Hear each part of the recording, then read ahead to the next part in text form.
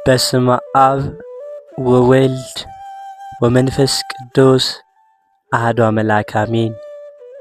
በክርስቶስ ክርስቲያን በወልድ ወልደ እግዚአብሔር በመንፈስ ቅዱስ መንፈሳውያን የተሰኛችሁ የኃያሉ የልዑል እግዚአብሔር ቤተሰቦች የእናታችን የቅድስት ድንግል ማርያም የአስራት የበኩራት ልጆች እንኳን ለሰማዕቱ ለቅዱስ መርቆሬዎስ ወርሃዊ መታሰቢያ ክብረ በዓል እንዲሁም በዚህች ዕለት ለሚታሰቡት ወርሃዊና ዓመታዊ የቅዱሳን በዓላት በሰላም በጤና ደረሳችሁ። ዝክር ሚዲያችንን ሰብስክራይብ፣ ላይክ እንዲሁም ሼር በማድረግ ዘውትር የምንለቃቸውን የቤተ ክርስቲያን ታሪክ፣ ገድላት፣ ድርሳናት እንዲሁም ስንክሳር በትረካ መልክ ወደ እናንተ የምናደርስ መሆኑን ያሳወቅን መንፈሳዊ ቻናሉን እንድታበረታቱ ስንል እንዲሁም ከቅዱሳኑ ረድኤታቸውን በረከታቸውን ገድላቸውን በመስማት ወይንም በማዳመጥ እንድናገኝ ስንል በልዑል እግዚአብሔር ስም በትሕትና ቃል እናሳስባለን።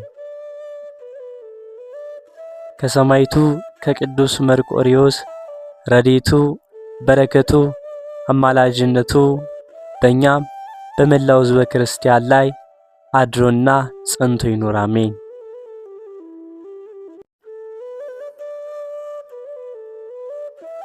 የቅዱስ መርቆሬዎስ ወላጆቹ አስሊጥ ከምትባል አገር ቢሆኑም እርሱ ግን ተወልዶ ያደገው በሮሜ ከተማ ነው። አያቱና አባቱ ስራቸው አውሬ ማደን ስለነበር አንድ ቀን ለልማዳቸው አውሬ ሲያድኑ ከገጸ ገለባት ወገን የሆኑ ሁለት ወንዶች አግኝተዋቸው የመርቆሬዎስን አያት በሉት።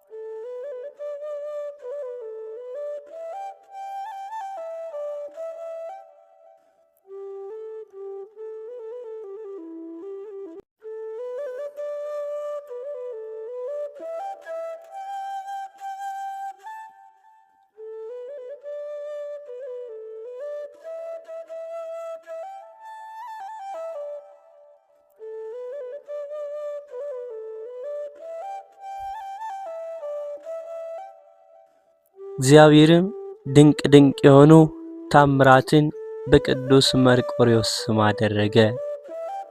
ከብዙ ታምራቱም አንዱ የቂሳርያውን ሊቀ ጳጳሳት ባስልዮስን ረድቶ ከሃዲውን ኡልያኖስን የገደለበት ነው። ኡልያኖስ ነግሶ የክብር ባለቤት ጌታችንን ክዶ ጣዖታትን ማምለክና ክርስቲያኖችን ማሰቃየት ጀመረ። የቂሳርያው ሊቀ ጳጳስ ባስልዮስን ማስተምሮ ሊመልሰው ወደ ንጉሱ ቢመጣ ክብር ይግባውና ኡልያኖስ ጌታችንን ሰድቦ ባስልዮስንም አሰረው።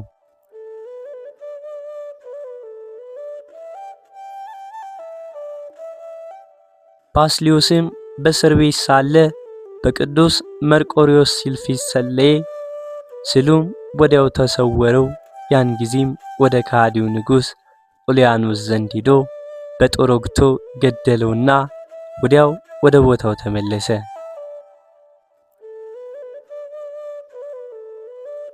ከጦሩም አንገት ደም ይንጠፈጠፍ ነበር። ቅዱስ ባስልዮስም ከሃዲውን ንጉስ እንደገደለው አውቆ የክርስቶስ ምስክር ጌታዬ ሆይ የእውነት ጸር የሆነ ኡልያኖስን ገደልከውን አለው። ስሉም ያን ጊዜ አሁን እንደሚል ራሱን ዘንበል አደረገ። ቅዱስ ባስልዮስም ደስ ብሎት እግዚአብሔርንም አመሰገነ።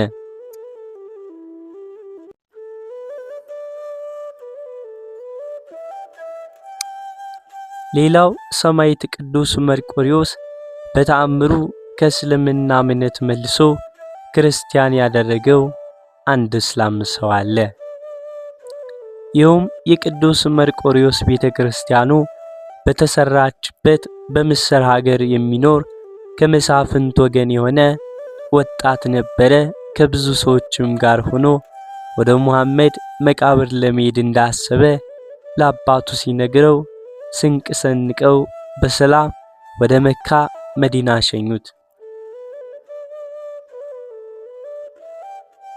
መካ ደርሰውም ስራቸውንም ፈጽመው ወደ ቤታቸው እየተመለሱ 7 ቀን ተጓዙ።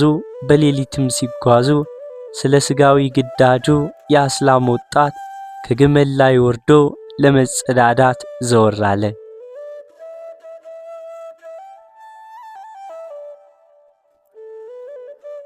እነርሱም አብሯቸው የሚጓዝ መስሏቸው ስለነበር ባልንጀሮቹም በበረሃው ውስጥ ተውት ሄዱ። እርሱም ወዴት እንደሚሄድ ስላላወቀ አራዊትም እንዳይበሉት ፈርቶ እጅግ ደነገጠ።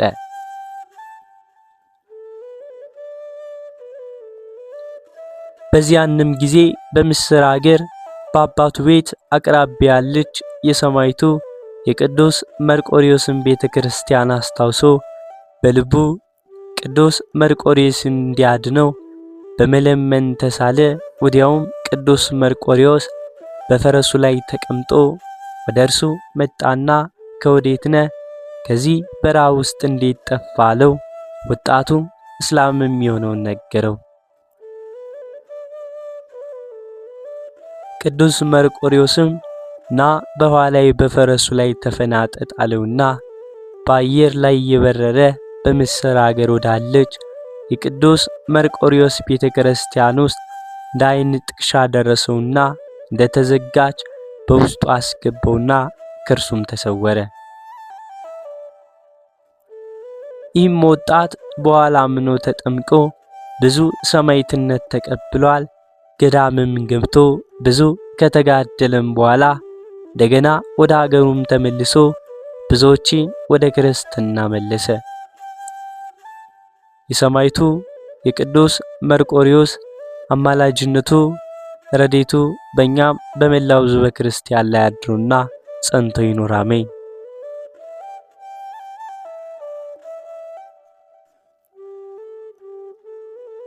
አንድ አምላክ በሆነ በአብ በወልድ በመንፈስ ቅዱስ ስም ታኅሳስ 25 በዚች ቀን ከግብጽ ደቡብ ጻ ከሚባል አውራጃ መንጹዕ ስብራ ከምትባል ከተማ የከበረ አባት ዮሐንስ ከማረፈ የዚህም ቅዱስ ወላጆቹ እግዚአብሔርን የሚፈሩ ምዕመናን ከእርሱም በቀር ልጅ የላቸውም። በዚህም ዓለም በሰርጉ ደስ ይላቸው ዘንድ ወደው ላይዋ ደምግባቱ ያማረ ድንግል ብላቴና ያለ ፈቃዱ አጋቡት። ወደ ጫጉላ ቤትም በሌሊት ገብቶ ዘውትር እንደሚጸልይ ቆመ። ወደዛች ብላቴናም ቀረብ ብሎ የዓለም ፍላጎቱ ኃላፊ እንደሆነ እንዳንቺ ታውቂያለሽ፣ ስጋችንን በንጽህና ለመጠበቅ እርስ በርሳችን እንስማማ ዘንድ ትፈቅጃለሽ አላት። እርሷም ወላጆቼ አስገድደው ላንተ አጋቡኝ እንጂ ስጋዊ ፍትወትን እንዳላሰብኳት ሕያው እግዚአብሔር ምስክሬ ነው። አሁንም እነሆ እግዚአብሔር ልመናዬን ፈጸመልኝ ብላ መለሰችለት። ከዚህም በኋላ ድንግልናቸውን በንጽህና ይጠብቁም ዘንድ ሁለቱም ተስማምተው በአንድነት በአንድ አልጋ ላይ የተኙ ብዙ ዘመናትን ኖሩ። የእግዚአብሔርን መልአክ ከሰማይ በመውረድ ክንፎቹን አልብሷቸው ያድራል።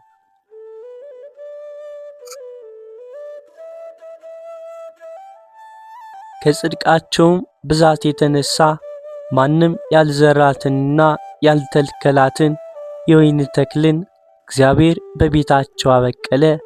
አድጋ ወጥታ ከቤታቸው ጣሪያ በላይ ተንሳፈፈች። እርሷም የድንግልናቸውን መጠበቅ ታመለክታለች። ይህ ሥራ በሰው ተፈጥሮ ላይ ይከብዳልና ሁለት ወጣቶች በአንድነት የሚተኙ ሆነው ድንግልናቸውን ጠብቀው ሲገኙ ከቶ የፍላጎት ሐሳብ አይነሳምን? እሳትን የሚታቀፍ ሥጋው የማይቀጠል ማን ነው? የእግዚአብሔር ረድኤት የምትጠብቀው ካልሆነች በስተቀር።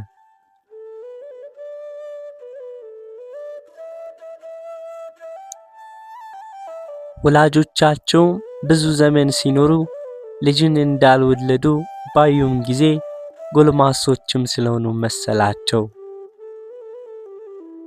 ከዚህም በኋላ የከበረ ቅዱስ ዮሐንስ ከማ ይህም ካም ማለት ነው እንዲህ አላት። እህቴ ሆይ እኔ ወደ አስቄጥስ ገዳም ሂጄ መነኩስ ዘንድ ሻለው። ገዳም ሂጂ መነኩስ ዘንድ አንቺም ያላንቺ ፈቃድ ምንም ማድረግ አይቻለኝም።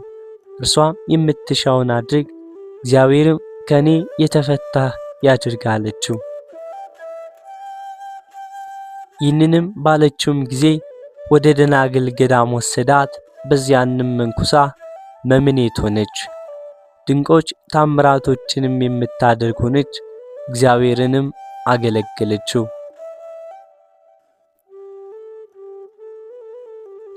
የከበረ ዮሐንስ ከማም ወደ አስቄጥስ ገዳም ይሄድም ዘንድ በወጣ ጊዜ ፊቱ የሚያበራ ሰው ተገለጠለትና ስላወጣጡ ጠየቀው።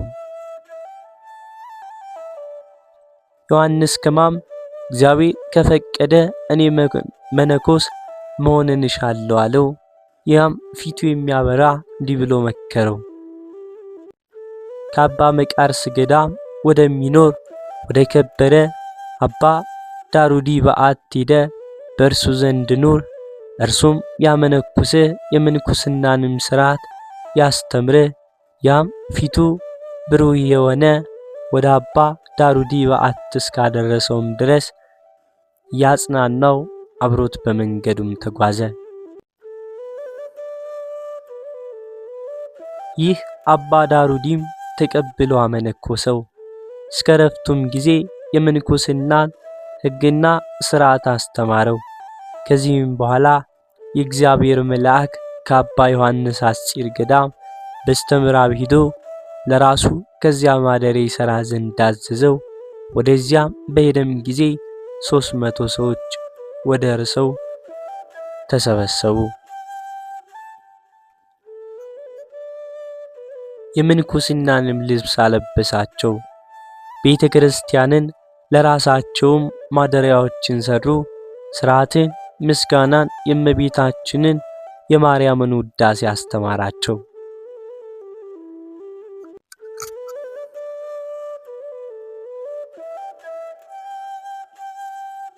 በአንዲትም ዕለት የእመቤታችን የማርያምን ውዳሴዋን በመንፈቀ ሌሊት ቆመው ሲጸልዩ የከበረ ሐዋርያው አትናቴዎስ ተገለጠለትና የረቀቁ ምስጢሮችን ገለጠለት። ከዚያችም ዕለት ወዲህ በሰለስቱ ደቂቅ ጸሎት ፍጻሜ የቅዱስ አትናቴዎስን ስም የሚጠሩም ሆኑ። ከዚህም በኋላ በአንዲት ዕለት እመቤታችን የከበረች ድንግል ማርያም ተገልጣለት ይቺ ቦታ ለዘላለሙ የኔ ማደሪያዬ ናት፣ እኔም ካንተ ጋር እንደኖርኩ ከልጆች ጋር እኖራለሁ፣ ስሜም በዚህ ገዳም ሲጠራ ይኖራል አለችው።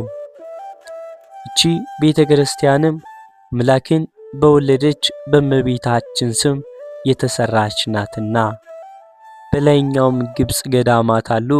በውስጣቸውም የሚኖር መነኮሳት በእርሱ ጥላ ስር መሆን ወደው ወደ እርሳቸው መጥቶ የእርሱን ሥርዓተ ማኅበርና ሕግ ያስተምራቸው ዘንድ የለመኑት ወደ እርሱ መልእክቱን ላኩ። እርሱም ከደቀ መዛሙርቱ አንዱን ስሙ ሲኖዳ የሚባለውን ጠርቶ እኔ እስከምመለስ ለመነኮሳቱ ቁምላቸው አለው። እርሱም አባ ዮሐንስ ከማ ከላይኛው ግብጽ እስከሚመለስ በእግሮቹ ቆመ፣ አላንቀላፋም፣ በምድር ላይም አልተኛም። በተመለሰም ጊዜ ቆሞ እግሮቹን አጥብቀው ተልተው ከሳቸው ትል ሲወጣ አገኘ። አባ ዮሐንስም ልጄ ሲኖዳ ሆይ ለምን ይህንን አደረግ? እኔ ቁምላችሁ ብዬ ያስኩ ስለ እኔ የሆነ እንድታስተዳድራቸው ስራቸውን እንድትቆጣጠር እንድትታዘዛቸውም ነበር አለው። እርሱም ከእግሮቹ በታች ሰግዶ አባቴ ሆይ ይቅር በለኝ ከበጎ ሥራ ምንም አልሰራውምና አለው። ከዚህም በኋላ ከዚህ ከኃላፊው ዓለም ድካም ተለይቶ በዘላለማዊ የተድላ ማደሪያ የሚያርፍበት ጊዜ ሲቀርብ ጥቂት ታሞ ነፍሱን በእግዚአብሔር እጅ አስረከበ። ለእግዚአብሔርም ምስጋና ይሁን። እኛንም በዚያ አባት ጸሎት ይማረን፣ በረከቱም ከኛ ጋር ትኑር ለዘላለም አሜን።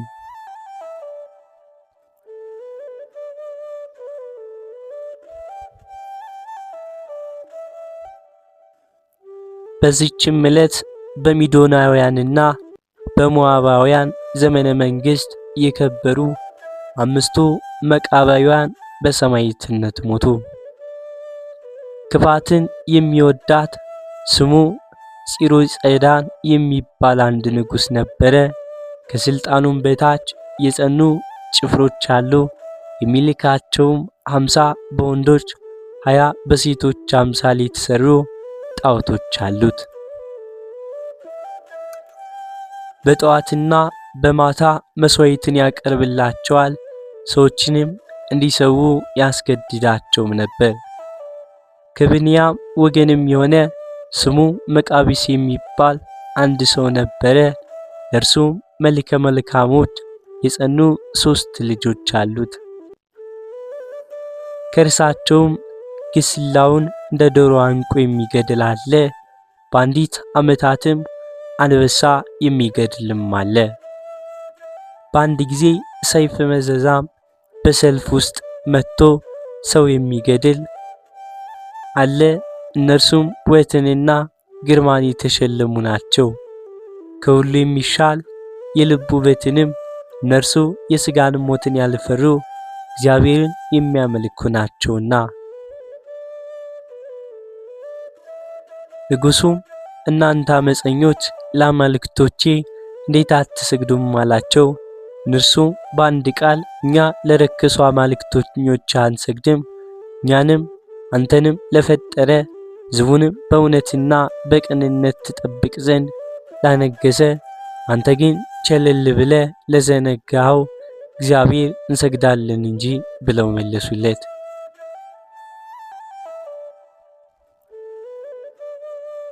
ከዚህም በኋላ የተራቡ አራዊትን በላያቸው እንዲሰዱ አዘዘ። እነዚያም ለቅዱሳን ሰግደው ተመለሱ። ከካህዲያን 75 ሰዎችን ገደሉ። በጭንቅ ወደ ማደሪያቸው መለሷቸው። እነዚህንም ቅዱሳን ወደ ወህኒ ቤት ጨመሯቸው። ሌሎች 2 ወንድሞቻቸውን መጥተው ከነርሱ ጋር ተቀላቀሉ።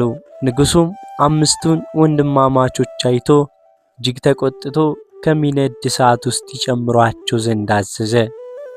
ነፍሳቸውንም በእግዚአብሔር እጅ አስረከቡ። ከዚህም በኋላ የቅዱሳን ሥጋ አመድ እስከሚሆን ያቃጥሉ ዘንድ ዳግመኛ አዘዘ። እሳቱም ከቶ አልነካቸውም። ዳግመኛም ከባዶች ድንጋዮችን ከሥጋቸው ጋር አስረው ከባሕር ውስጥ ያሰጥሟቸውም ዘንድ አዘዘ። ባሕሩም አልተዋቸውም። ለዱር አራዊትና ለሰማይ ወፎች እንዲጥላቸው አዘዘ። አዕዋፋትም ክንፎቻቸውን ጋርደውላቸው 14 ቀኖችም ኖሩ። ሥጋቸውም እንደ ፀሐይ አበራ። ከዚህ በኋላ ይቀብሯቸውም ዘንድ አዘዘ። ከዚህም በኋላ ያንን የእግዚአብሔርን ሕግ የዘነጋ ንጉሥ ሌሊት በአልጋው ላይ ተኝቶ ሳለ እነዚህን ቅዱሳን ተቆጥተው ሰይፋቸውን መዘው በፊቱ ቆመው ታዩት። በነጋም ጊዜ የሚቀበሉት መስሎታልና ፈርቶ ተንቀጠቀጠ። እነዚያም የከበሩ ሰማዕታት ክፉ ነገርን ስላደረግንብህ እኛስ ክፉ ነገርን አንከፍልም፣ በነፍስ ፍዳ የሚያመጣ እግዚአብሔር ነውና ፍዳህንስ የሚከፍል ፈጣሪ ያችን እግዚአብሔር አለ። ነገር ግን ስለ ዕውቀት ማነስና ስለ ልቡና ድንቁርና እኛ ደህነኞች እንደሆን ተገለጠልን፣ ታየን። እኛስ የገደልከን መስሎ ደህንነትን አዘጋጀልን። የጣዖቶች ካህናትና አንተ ግን ለዘላለሙ መውጫ ወደ ሌለበት ወደ ገሃነም ትወርዳላችሁ አሉት። ከዚህም በኋላ ከእርሱ ተሰወሩና ለእግዚአብሔርም ምስጋና ይሁን። እኛንም በከበሩ ሰማዕታት ጸሎት ይማረን፣ በረከታቸውም ከኛ ጋር ትኑር ለዘላለሙ አሜን። ወስብሐት ለእግዚአብሔር ወለወላዲቱ ድንግል